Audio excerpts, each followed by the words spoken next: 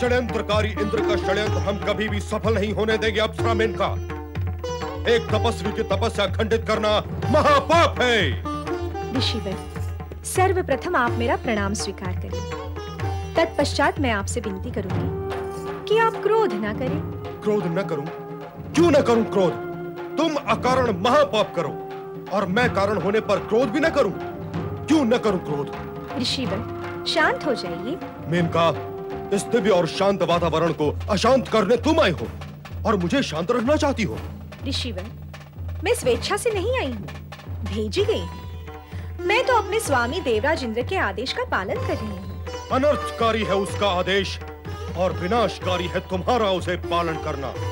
मेनका, अब हम तुम्हें आदेश देते हैं कि तुम इसी क्षण स्वर्ग लौट जाओ, अन्यथा हमारे क्रोध से उत्पन्न श्राप और श्राप से उत्पन्न कष्ट तुम्हें भोगना पड़ेगा।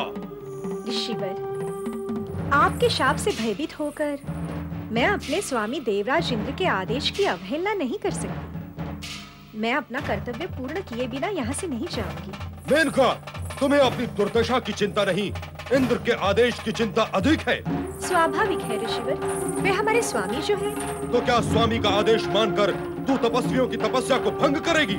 इसका क्या रंग होता है, क्या भंग होता है, ये सोचना मेरा कार्य नहीं है ऋषिवर। मुझे केवल अपने स्वामी देवराज की इच्छा पूर्ण करनी है। मेनका, अपने स्वामी इंद्र की ही भांति तू भी बाहर से नख से लेकर शिख तक सुंदर और आकर्षक तो है, किंतु भीतर से तुम दोनों ही पाप के भंडार हो। तू एक स्त्री है मेनका, इसलिए हम तुझे भस्म तो नहीं करेंगे, किंतु हम तुझे श्राप देते हैं कि जिस विश्वामित्र को तू भ्रष्ट करने का प्रयत्न कर रही है, उसी के कारण तू स्वर्ग से भ्रष्ट होकर एक मानवी का जीवन व्यतीत करेगी। तू तेरी संतान भी हमारे श्राप की छाया से मुक्त नहीं हो पाएगी मेनका। इंद्र के षड्यंत्र में सम्मिलित होने का परिणाम तुझे बार बार भुगतना पड़ेगा, बार बार भुगतना पड़ेगा।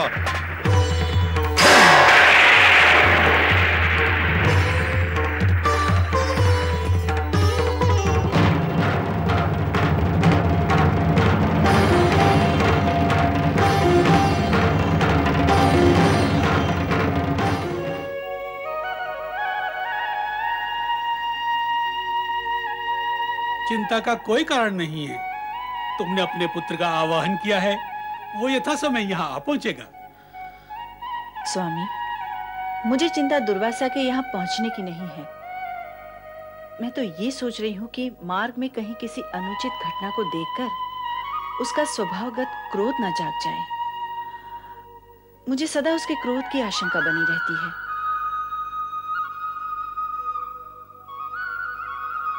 प्रणाम माता, प्रणाम पिता श्रेष्ठ। सर्व कुशल मंगल है ना पुत्र? जिनके साथ माता पिता का आशीर्वाद हो, अमंगल उनके समीप आने का साहस ही नहीं करता पिता श्रेष्ठ। उत्तम। अब ये बताओ, लौटते समय में कहीं क्रोध करने की आवश्यकता तो नहीं हुई ना? तुम्हारे पिता ये जानना चाहते हैं दुर्वासा कि मार्ग में तुमने किसी को श्राप तो नहीं दिया? माता, आप इस सत्य से भलीभांति परिचित हैं कि अन्याय, अनीति और अनुचित कार्य मैं कदापि सहन नहीं कर सकता। कुछ भी अनुचित होता देख मेरे भीतर का ज्वालामुखी जाग उठता है। माता, उस दुष्ट इंद्र ने राजर्षि विश्वामित्र की तपस्या को भंग करने के लिए मेनका को उसके पास भेजा।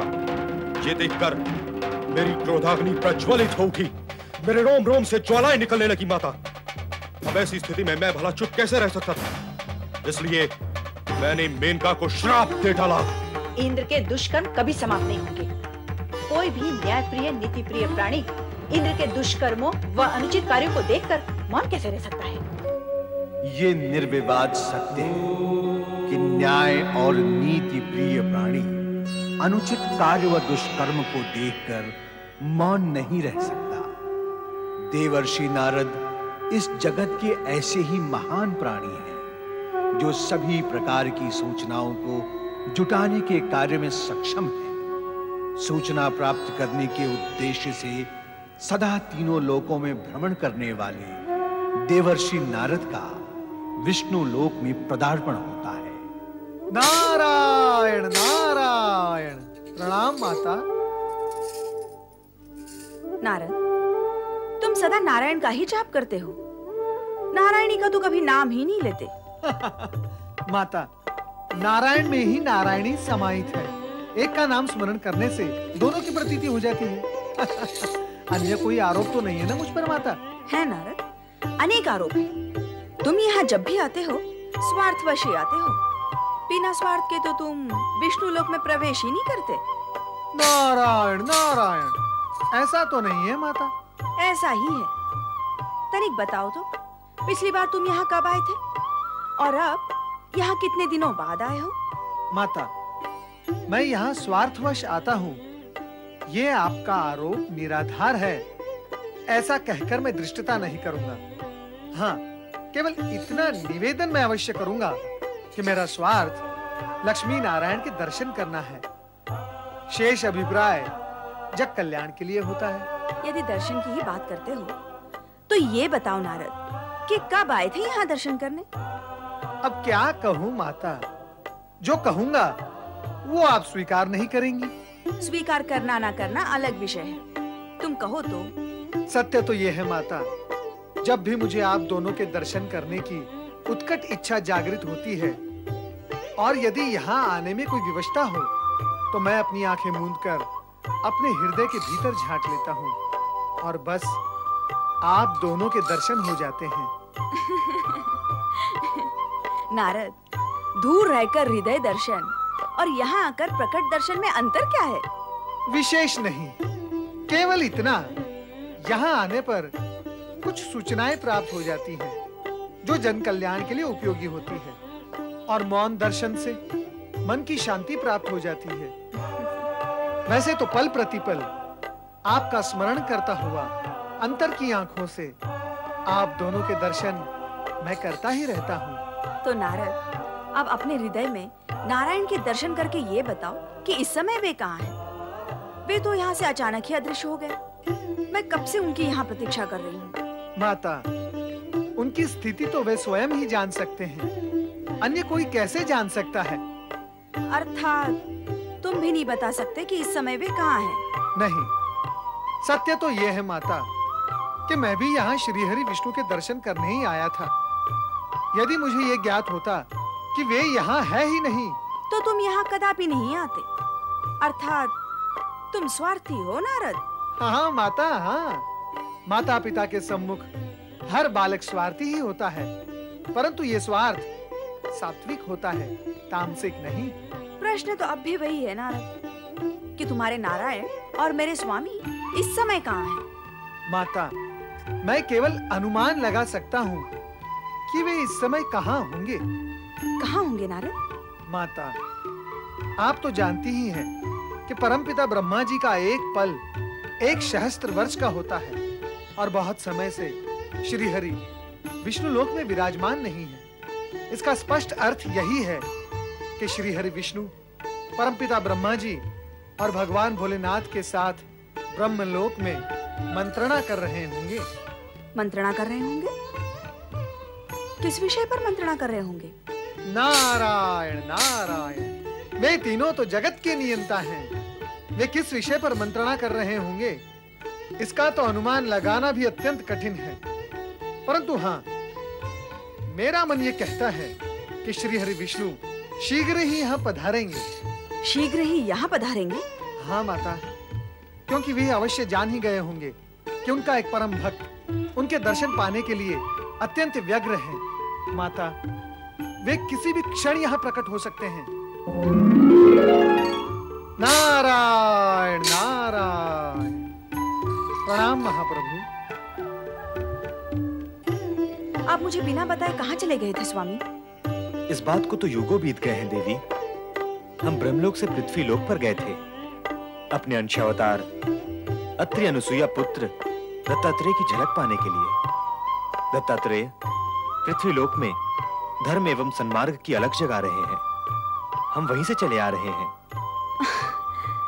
प्रभु, आप तो जाकर आ भी गए, किंतु मैं आकर अभी तक गया भी नहीं, ठहरा रहा आपके दर्शन के लिए। ठहरने का कोई विशेष प्रयोजन और कारण तो होगा ही नारद। कारण तो है ही प्रभु। मैं अत्रि अनसुया के उस रुद्रावतारी पुत्र महर्षि दुर्वासा के उस श्राप के विषय में जानना चाहता हूँ जो इंद्र के षड्यंत्र से क्रोधित होकर उन्होंने मेनका को दिया था। उस शाप का क्या परिणाम हुआ, इससे तुम अनभिज्ञ नहीं हो नारद। स्वर्ग निवासिनी मेनका को विश्वामित्र के मोहपाश में फंसकर पृथ्वीलोक की साधारण नारी के समान उनसे गंधर्व विवाह करना पड़ा। इस विवाह ने एक कन्या को जन्म दिया, जिसे मेनका निर्ममता पूर्वक छोड़कर स्वर्ग चली गई। स्वर्ग चली गई? तो फिर उस कन्या का क्या हुआ प्रभु? उस कन्या का लालन पालन कण्व ऋषि के आश्रम में हुआ। आप शकुंतला के विषय में ही कह रहे हैं ना प्रभु? हाँ देवी, ये सब तो तुम्हें ज्ञात ही होगा नारद। श्रीहरि, मुझे इन सब बातों का ज्ञान नहीं है। इन सभी घटनाओं से मैं तो सर्वथा अनभिज्ञ हूँ।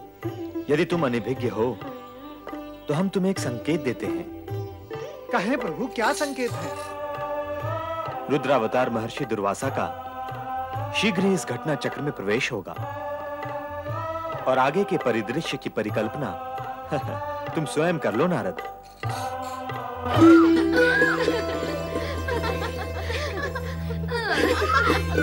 शकुंतला, क्या है? जो होना चाहिए वही नहीं हुआ। प्रियंवदा, कभी तो सीधी बोली भी बोला कर।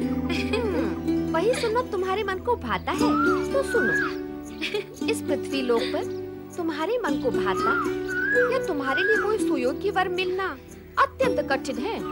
प्रियंवदा, मैंने तुझसे कब कहा कि मेरे लिए सुयोग्य वर की खोज कर? तुम क्यों कहोगी? और कहोगी तो क्या अपने श्रीमुख से कहोगी? हाव भाव से ही कहोगी ना। और कहोगी क्या? तुम तो कह ही रही हो। चल हट, निर्लज्ज कहीं। अरे ओ,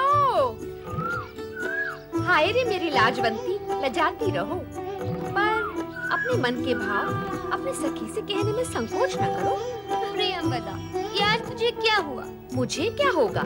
होगा तो तुझे प्रेम अथवा विवाह अथवा दोनों। देखो न शकुन, स्वर्ग की परम सुंदरी व श्रेष्ठ अप्सरा मेनका व श्रेष्ठ तपस्वी विश्वामित्र की अनुपम और सुंदर कन्या के लिए तो स्वर्ग लोकाधिपति देवराज इंद्र जैसे संपन्न व कामदेव जैसा सुंदर वर ही चाहिए ना। बस बस, बहुत हुआ। अब मैं तुझसे बात ही नहीं करती। क्यों? क्यों? क्या मुझसे भी मधुर बात करने वाले की खोज कर ली है तुमने? तो प्रियंवदा, कल वाली बात सुना ही दो।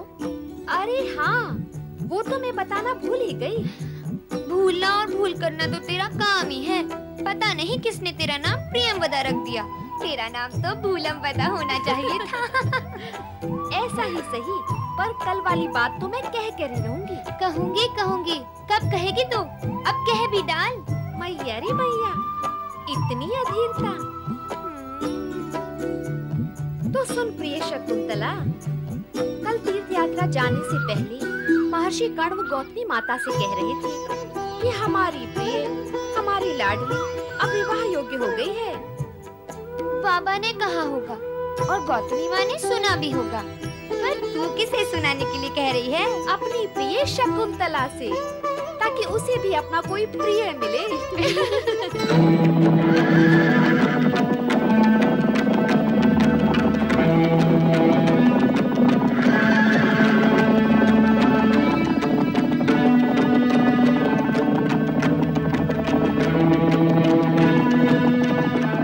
सारथी, हम थक गए हैं, कुछ समय के लिए विश्राम करना चाहते हैं। उपयुक्त स्थान दिखाई दे तो रथ रोको।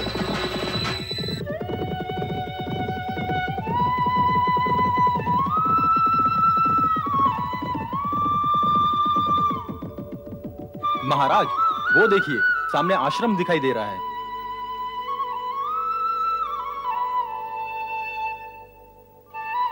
ठहरने के लिए ये स्थान उत्तम होगा। हाँ हाँ, अवश्य। प्यास से कंठ भी सूख रहा है। आश्रम में शुद्ध शीतल जल अवश्य प्राप्त होगा। सारथी, यह आश्रम किसका है? यह तो मैं नहीं जानता महाराज। पहुंचकर जल मांगेंगे तो ज्ञात हो ही जाएगा।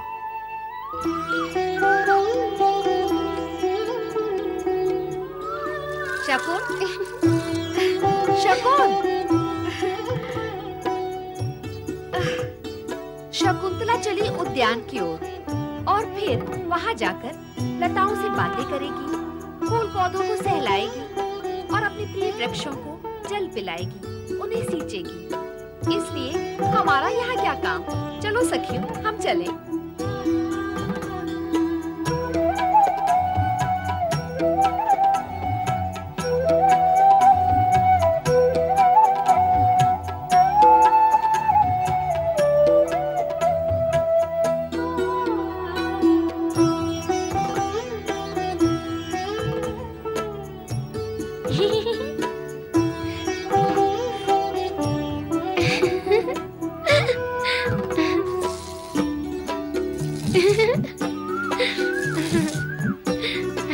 सुंदरी,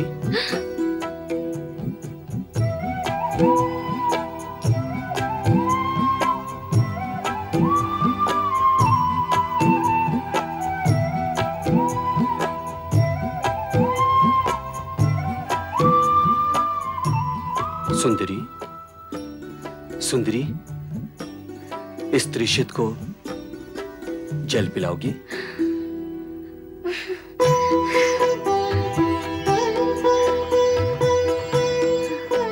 ये कैसा आश्रम है सुंदरी, जहां मांगने पर जल नहीं मिलता, त्रिशित की तृष्णा से मुंह मोड़ लिया जाता है?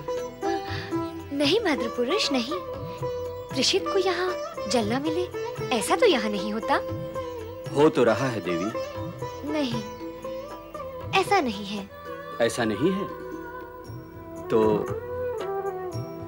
अपने सुकोमल हाथों से इस त्रिशित को जल पिलाओ। जल पिलाओ देवी। मैं तो वृक्षों को जल पिला रही थी। वृक्षों की तृष्णा को समझकर उन्हें जल पिला रही हो देवी? तो क्या सामने उपस्थित त्रिशित पुरुष की तृष्णा को समझकर उसे जल नहीं पिलाओगी? हाँ, पिलाऊंगी।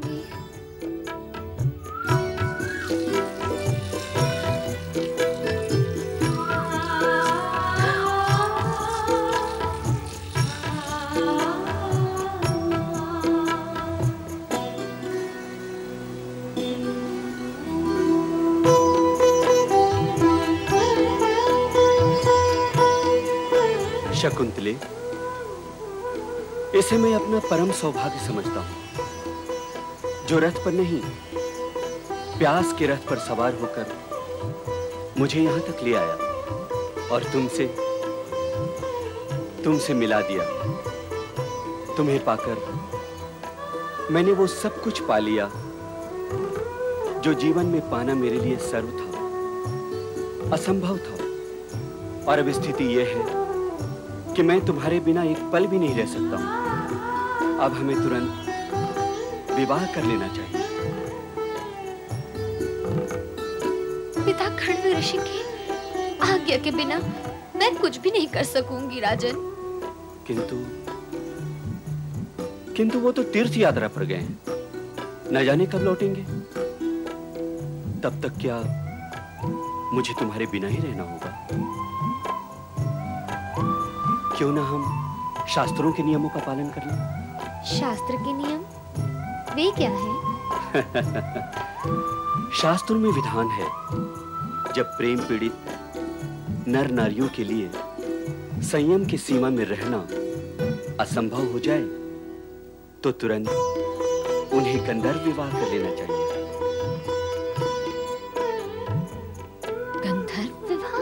हाँ शकुंतले, गंधर्व विवाह। ये विवाह शास्त्र और धर्म संगत है। तुम्हारे पालक पिता कण्व ऋषि इसे अवश्य मान्यता देंगे। विश्वास करो मेरी बात पर।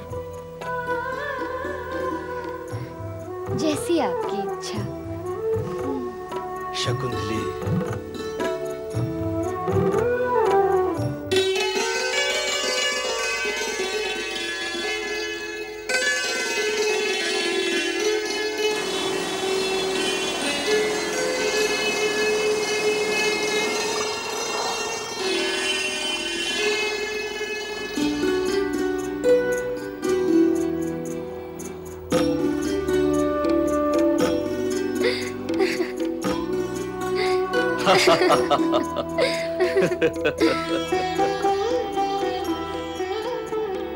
शकुंतले, क्या सोच रही हो तुम? किस चिंता में डूबी हो तुम? यही कि बाबा जब तीर्थ यात्रा से आएंगे तो। शकुंतले, गंधर्व विवाह के पश्चात अब तुम संपूर्ण रूप से हमारी हो चुकी हो। सारी चिंताएं छोड़ दो, हम सब ठीक कर देंगे। पर मैंने तो इस विवाह के विषय में ना ही अपने सखियों को कुछ बताया है, ना गौतमी माँ को। अब तक तो कोई भी कुछ भी नहीं जानता। जान लेने पर क्या सोचेंगे वे सब? क्या कोई भी नहीं जानता? क्या मैं भी नहीं जानता? मैं तो इस विशेष और महत्वपूर्ण घटना का नायक हूं। नायक अपनी नायिका को हर चिंता व कष्ट से मुक्त कर देगा।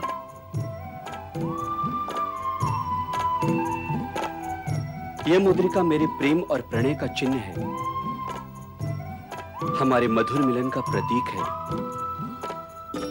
इस मुद्रिका को दिखाकर तुम हमारे गंधर्व विवाह के सत्य को प्रमाणित कर सकती हो। शकुंतले।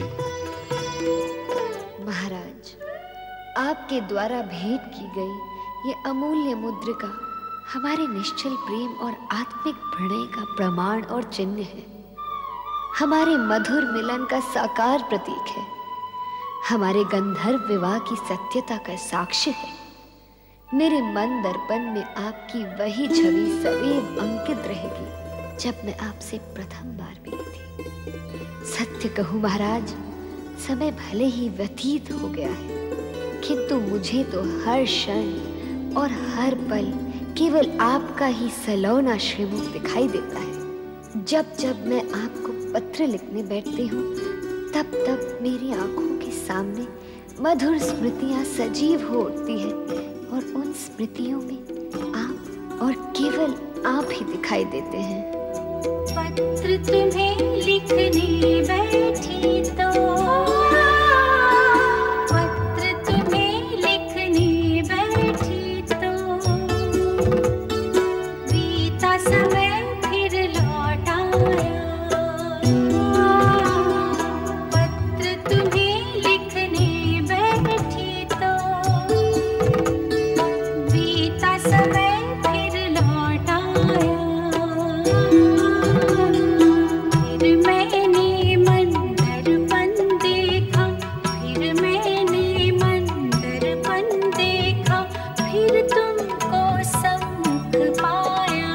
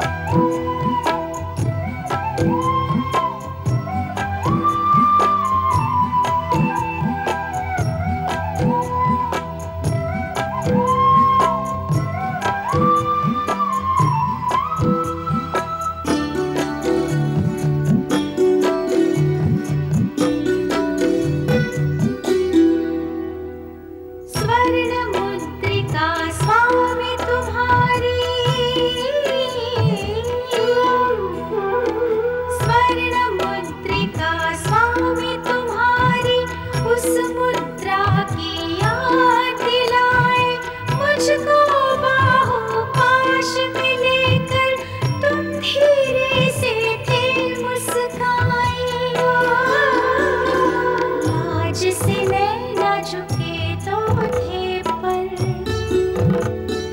रोम रोम मेरा हर्षाया। पत्र तुम्हें लिखने बैठी तो बीता समय फिर लौट आया।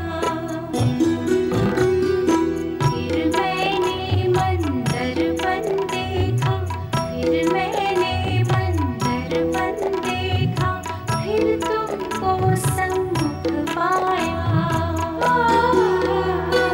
पत्र तुम्हें लिखने बैठी तो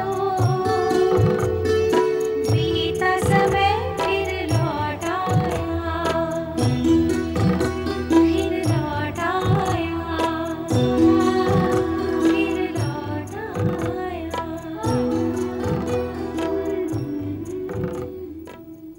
अतीत की मधुर स्मृतियों को अपने मन मंदिर में संजोए शकुंतला संपूर्ण जगत को भूल बैठी थी, किंतु संपूर्ण जगत के स्वामी भोले भंडारी इस सत्य से भली भांति परिचित थे कि भावी घटना चक्र क्या मोड़ लेगा। इसी घटना चक्र में प्रमुख पात्र के रूप में ऋषि दुर्वासा महेश्वर के सम्मुख कैलाश पधारे।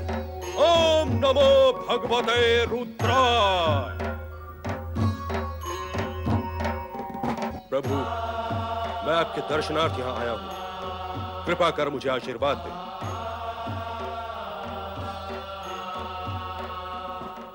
क्या हुआ प्रभु? क्या मेरे द्वारा कोई अनुचित कार्य हुआ है? क्या आप मुझसे रुष्ट हैं भगवान? दुर्वासा, तुम बार बार भूल जाते हो कि तुम रुद्रावतार हो, हमारे अंश हो। फिर भी अकारण क्रोध करके तुम हमें चकित कर देते हो। तुम्हें अपने क्रोध को नियंत्रित करना चाहिए। क्षमा भगवान, क्षमा। परंतु क्रोध में अकारण कभी नहीं करता प्रभु। अनीति, अन्याय, अनाचार और अनुचित व्यवहार मुझसे सहन ही नहीं होता प्रभु।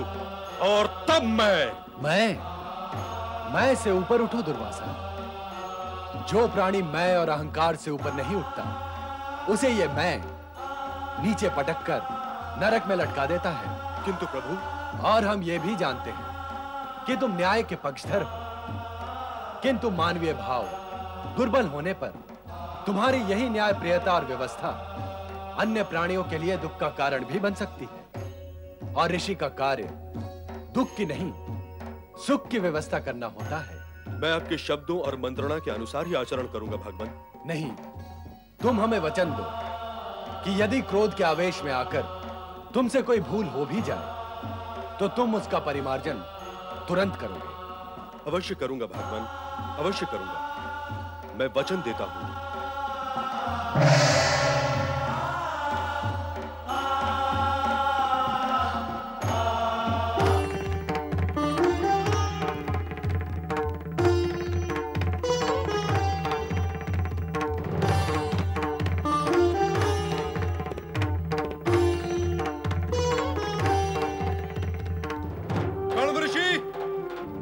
ऋषि, कहां हैं आप?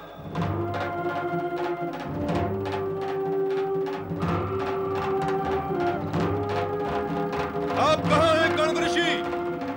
कहां हैं आप?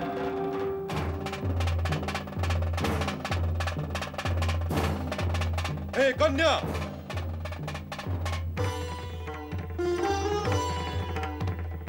हे आश्रम कन्या, हम तुझसे पूछ रहे हैं, कण्व ऋषि कहां है?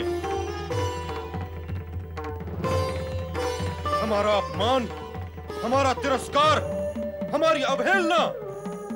रे निर्बुद्धि कन्या, तू हमारे क्रोध से परिचित नहीं है।